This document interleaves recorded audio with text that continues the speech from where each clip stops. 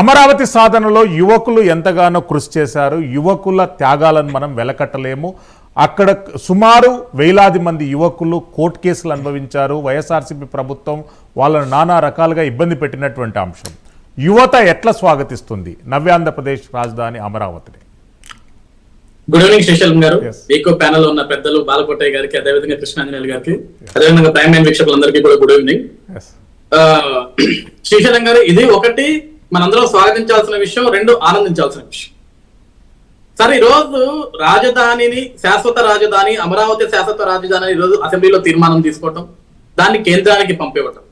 Sir, అంటే ఇప్పుడు మన రాష్ట్రానికి రాజధాని లేక మనం తీర్మానం పంపించలేదు, దీన్ని చట్టబద్ధం చేసేసేయండి శాశ్వతంగా. ఎందుకంటే ఒకటి, ఈ రోజు మనం ప్రజలకి చెప్పడం కదా సార్, మేజర్ గా 2014లో మనం ఏదైతే ఆంధ్రప్రదేశ్ రాష్ట్ర రాజధాని అమరావతిని మనం ఏర్పాటు చేసుకున్నామో, ఆ రోజు అమరావతి ప్రాంత రైతాంగం దాదాపుగా 34,000 ఎకరాల భూముల్ని నాటి ప్రభుత్వాన్ని నమ్మి ఇచ్చారో, ఆ నమ్మకానికి ఈ రోజు బలం చేకూరింది. ఎందుకంటే ఎప్పుడైతే 2019లో జగన్మోహన్ రెడ్డి అనే ఒక వ్యక్తి ముఖ్యమంత్రి అయ్యాడు ఈ రాష్ట్రానికి పారిశ్రామికవేత్తలు రావాలంటే భయపడ్డారు, పెట్టుబడులు వెళ్ళిపోయాయి. రాష్ట్రంలో యువత భవిష్యత్తు ఏంటనేది ప్రశ్నార్థకరంగా మారిపోయింది. ఈ రోజు కూడా మేము ఈ చట్టబద్ధత ఎందుకు అడుగుతున్నామంటే, ఇప్పుడు ఆంధ్రప్రదేశ్ రాష్ట్రానికి వచ్చే పారిశ్రామికవేత్తలందరూ కూడా మేము అక్కడ పరిశ్రమ పెడితే మా పరిశ్రమకి గ్యారంటీ ఏంటి అని అడుగుతున్నారు. అంటే ఎంత దౌర్భాగ్య పరిస్థితికి ఆంధ్రప్రదేశ్ రాష్ట్రం వెళ్ళిపోయిందంటే సార్, గడిచిన 5 సంవత్సరాలు వాళ్ళు చేసిన దౌర్భాగ్య పరిపాలనకి ఈ రోజు ప్రతి ఒక్క పారిశ్రామికవేత్తకు కూడా మేము ఆన్సరబుల్ సమాధానం చేయాల్సి వస్తుంది నేటి ప్రభుత్వం. అంటే వాళ్ళకు ఒక నమ్మకాన్ని క్రియేట్ చేయాల్సి వస్తుంది. మాకు ఒక శాశ్వత రాజధాని ఉంది, కావాల్సినంత భూమి ఉంది, కావాల్సినంత వనరులు ఉన్నాయి, కావాల్సినంత నీరు ఉంది, కావాల్సినంత విద్యుత్ ఉంది.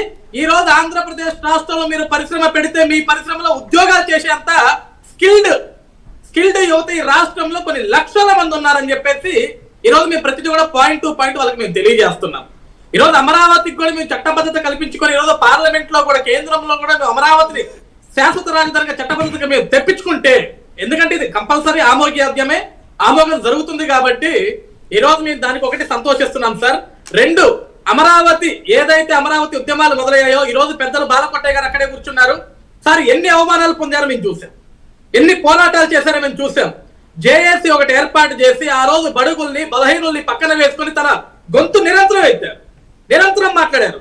ఎంతో మంది ఆడపడుచులు సార్, శ్రీశైలం గారు, ఈ రోజు మనం మాట్లాడాల్సింది ముఖ్యంగా ఆడబిడ్డల గురించి సార్. ఆడపడుచులు బయటికి రావటమే చాలా తక్కువ అనుకుంటే, రాష్ట్ర రాజధాని కోసం పరువు పోయినప్పటికీ ఈ రోజు ఒక పక్క వాళ్ళ చీరలు లాగుతున్నా, జన్మనిచ్చిన జన్మస్థానాలను తంతున్నా, గాజులు పగలగొడుతున్నా, వాళ్ళ బాత్రూమ్ లోకి డ్రోన్ కెమెరాలు ఎగరేస్తున్నప్పటికీ కూడా ఈ రాష్ట్రం కోసం మేము ఎంత అవమానమైన భరిస్తాం, ఈ రాష్ట్ర రాజధాని కోసం, ఈ రాష్ట్ర యువత కోసం మేము భూములు త్యాగాలు చేశామని నడి రోడ్డు మీద ఇస్తరాకులు కూడా తీసేస్తే భూమాత మీద రోడ్డు మీద అన్నం కలుపుకొని అన్నం తిన్నారు సార్.